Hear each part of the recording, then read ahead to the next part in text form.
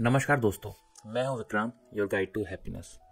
तो आज कहानी है उस एक बहुत बड़े हौसले की जिसके सामने बहुत बड़ी बड़ी मुश्किलें भी छोटी नजर आती हैं। आज की कहानी है उस इंसान के बारे में जिसने एक बहुत ही दर्दनाक घटना होने के बावजूद भी एक बहुत बड़ी अचीवमेंट को लाइफ में हासिल किया, जो कि अनइमेजिनेबल है।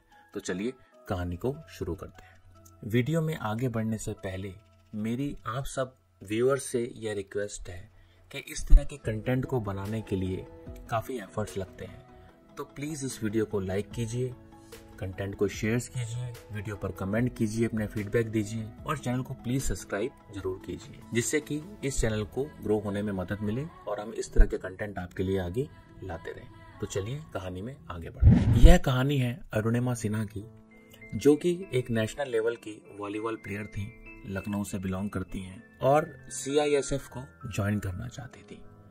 तो उनका यह सपना पूरा हुआ और उनको CISF से कॉल लेटर आया। जॉब के सिलसिले में वह लखनऊ से दिल्ली ट्रैवल कर रही थी और उसी यात्रा के दौरान एक ऐसी घटना हुई जिसने पूरे देश को झकझोर के रख दिया। तो उस ट्रेन यात्रा के दौरान कुछ रॉबर्स ने उस कोच में अटैक किया और लोगों से लूटपाट करने की कोशिश करी।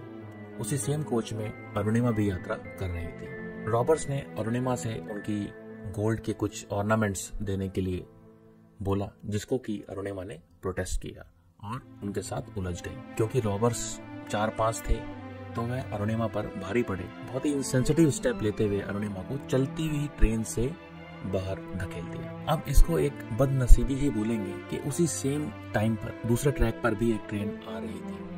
अरुणिमा जिस ट्रैक पर गिरी उसी समय वहां से एक ट्रेन गुजरी, जिसकी वजह से उनका लेफ्ट जो पांव है उसमें काफी गंभीर चोटें आई। क्योंकि यह हादसा एक गांव के आसपास हुआ था, इसलिए वहां पर बहुत अच्छी मेडिकल सुविधाएं भी अवेलेबल नहीं थी, जिस वजह से अरुणिमा की उस पांव को काटना पड़ा। अब आप सोच सकते हैं कि एक नेशनल लेवल का एक एथलीट जिसकी टांग कट गई हो तो उसकी मनोदशा क्या होगी, मतलब आप ये समझ सकते हैं। उसके पश्चात अरुणिमा को अच्छा इलाज देने के लिए उनको दिल्ली के एम्स हॉस्पिटल में लाया गया, जहां पे उनका इलाज हुआ। अरुणिमा उस समय काफी एंजाइटी में, काफी इवन डिप्रेशन के दौर से गुजर रही थी, बट उन्होंने अपने आप को संभाला और अपने आप से एक ऐसा प्रॉमिस किया जिसको कि हम शायद सोच भी नहीं सकते। उन्होंने ये प्रॉमिस किया कि मैं ठीक होकर एवरेस्ट माउंटेन पर क्लाइम करूंगी।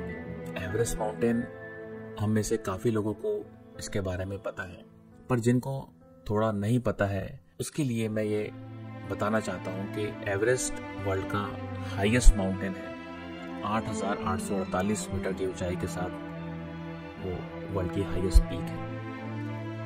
वर्ल्ड में हजारों लोग एवरेस्ट पर चढ़ने का सपना देखते हैं और हजारों लोग हर वर्ष उस पर चढ़ने की कोशिश भी करते हैं, जिसमें से काफी सारे लोग मारे भी जाते हैं।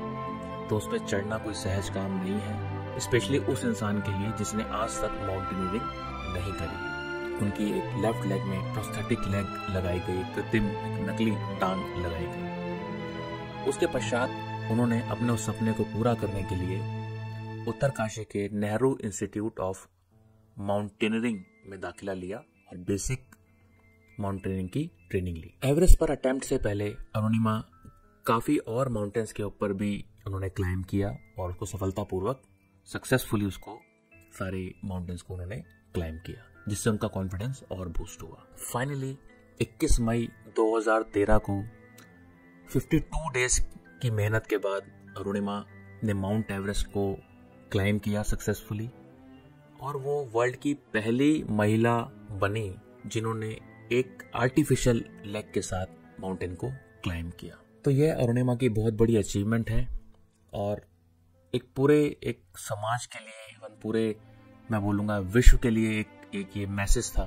इससे बड़ा रिजिलियंस का उदाहरण शायद खोजना बहुत मुश्किल है हम लोगों के लिए। एवरेस्ट को पीक करने के बाद, एवरेस्ट को समिट करने के बाद अरुणिमा ने एक बुक भी लिखी जिसका नाम था बॉर्न अगेन इन माउंटेन्स, जो कि 2014 में पब्लिश हुई। तो यह अरुणिमा की एक इंस्पिरेशनल स्टोरी है एंड आई एम श्योर कि ऐसी स्टोरी है जो कि मेरे लिए तो बहुत ही ज़्यादा इंस्पिरेशनल है और मुझे ऐसा लगता है कि जो भी इस स्टोरी को सुनेगा बहुत इंस्पिरेशन ले सकता है, क्योंकि सबकी लाइफ में उतार चढ़ाव, सुख दुख लगे रहते हैं। बट जिस तरह का पेन अरुणिमा ने फील किया है, वैसा शायद बहुत मुश्किल है आम आदमी के लिए उससे उबर पाना।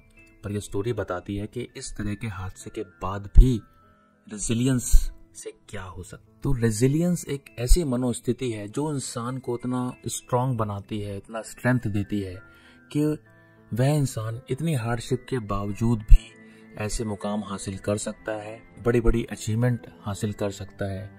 और ये स्टोरी हमें दिखाती है कि रेजिलियंस की क्या पावर है। तो प्रश्न ये उठता है कि क्या रेजिलियंस कुछ लोगों में होती है या सब में होती है। पर मेरा मानना ये है कि नेचर ने ये रेजिलियंस सबको दिया है, और अगर हम चाहें तो थोड़ी प्रैक्टिस, थोड़ी नॉलेज, थोड़ा सेल्फ कंट्रोल, थोड़ा सेल्फ असेसमेंट के साथ हम इसको यूज कर सकते हैं। और मुश्किल घड़ी में, मुश्किल समय में रेजिलियंस हमें मुश्किलों से बाहर निकलने में मदद करता है। तो वो क्या ऐसे फैक्टर्स हैं जिसके साथ हम रेजिलियंस को स्ट्रॉन्ग कर सकते हैं। तो आइए कुछ फैक्टर्स को समझने की कोशिश करते हैं। पहला फैक्टर है पॉजिटिव माइंडसेट। तो अपने दिमाग को हमेशा पॉजिटिव रखिए। मुश्किल समय में भी, जैसा कहते हैं कि silver lining in the dark clouds को देखने की कोशिश कीजिए। अब समस्या तो आ चुकी है, अब उससे निकलना कैसे है उस पर ध्यान लगाइए, ना कि सिर्फ समस्या को लेके हम लोग परेशान होते रहे। दूसरा इंपॉर्टेंट माइंडसेट है अडेप्टेबिलिटी। मुझे एक इंग्लिश की सेइंग बहुत अच्छी लगती है, जो कि इस तरह है कि When the wind is not favorable, adjust your sails। परिस्थितियां हमारे अनुकूल ना हो, हमारे फेवर में ना हो, तो हमें परिस्थितियों के हिसाब से अपने आप को ढालना पड़ता है।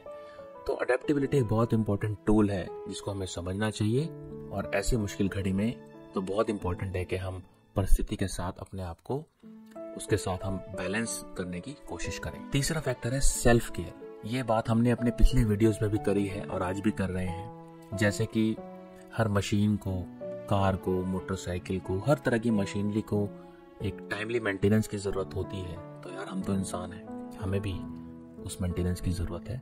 तो अपने लिए समय निकालिए। अपने माइंड को स्ट्रॉन्ग करने के लिए आप मेडिटेशन कीजिए, आप एक्सरसाइज कीजिए, अपने पुराने दोस्तों से मिलिए, अच्छा टाइम बिताइए, जिससे कि आप एक सेल्फ केयर कर पाएंगे और ऐसे मुश्किल समय पे हमारा दिमाग एक बैलेंस स्टेट में रहेगा। फोर्थ पॉइंट है कनेक्शंस।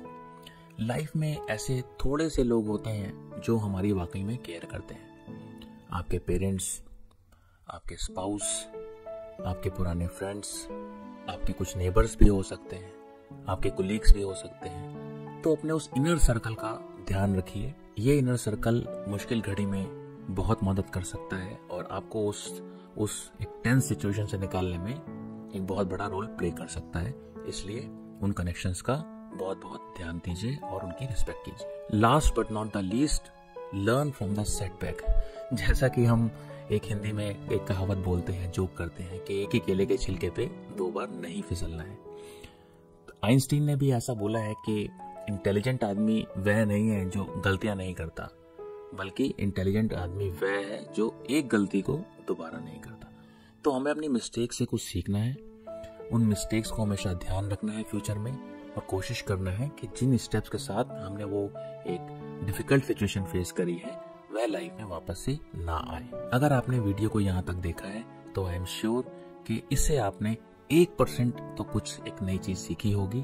तो I again request to please like the videos, comment on videos, give your feedback, and please subscribe the channel for its organic growth।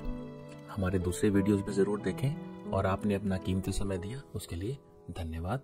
मिलते हैं अगले वीडियो में।